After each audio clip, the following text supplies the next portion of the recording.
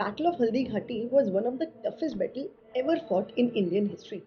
But why are we discussing it right now?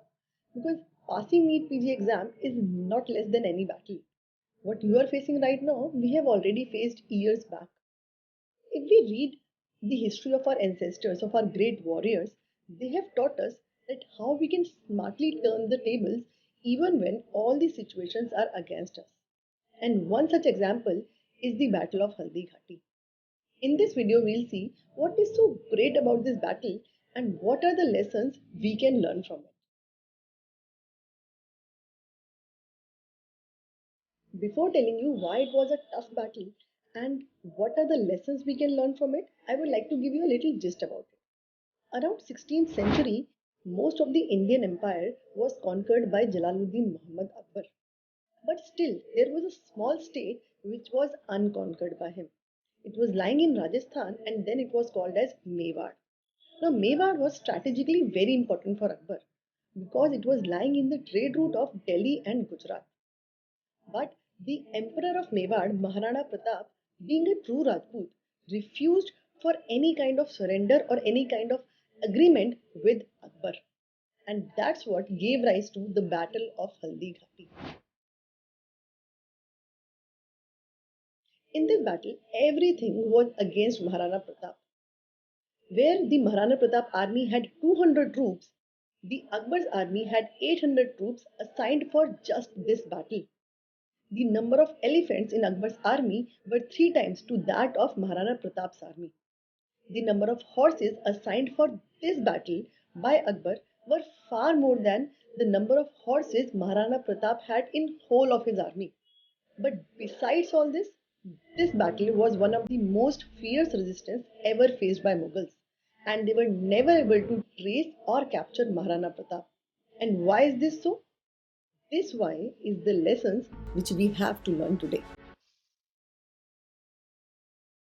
3 factors played major role in this battle. First, foresightedness and strategic planning of Maharana Pratap. Maharana Pratap was a very foresighted person. He always knew that one day Akbar will definitely come for my state. So he planned the battle of Haldi Ghati way before it actually happened.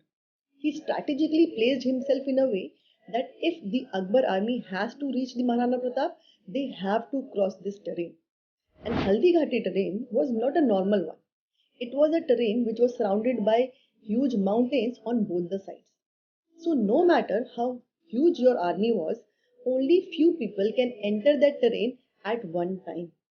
So when through this bottleneck, few men of Mughal army used to enter, on the other side were waiting the soldiers of Maharana Pratap army.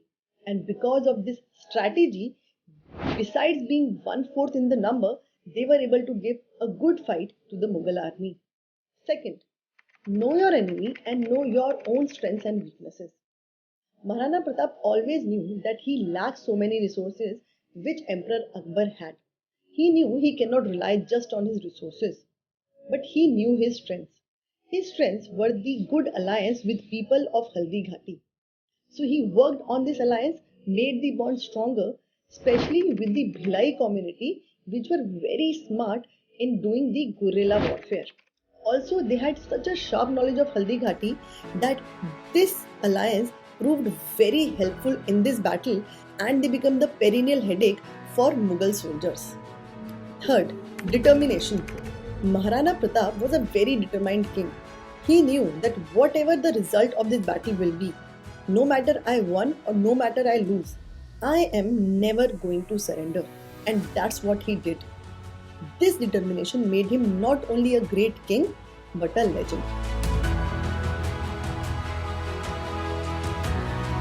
These great warriors have taught us that we should not focus on winning or losing.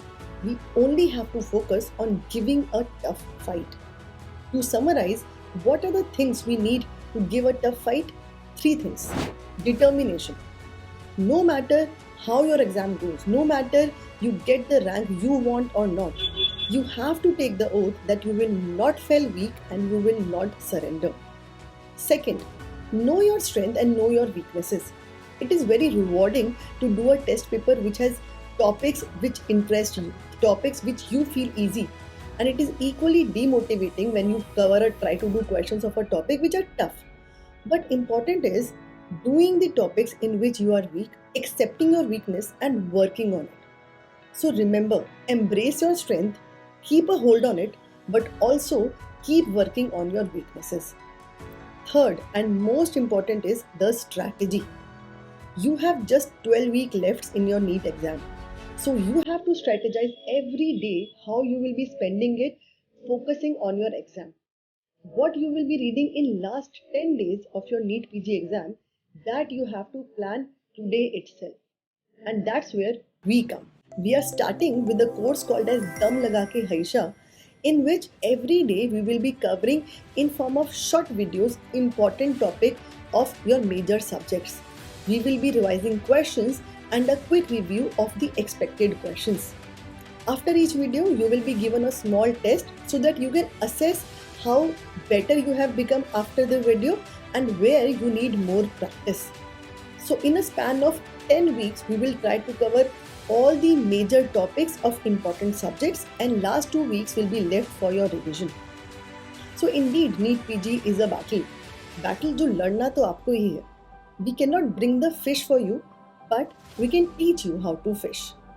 So let's put all your dum in winning this battle, and let's meet in Dum Lagaa Hayishaa.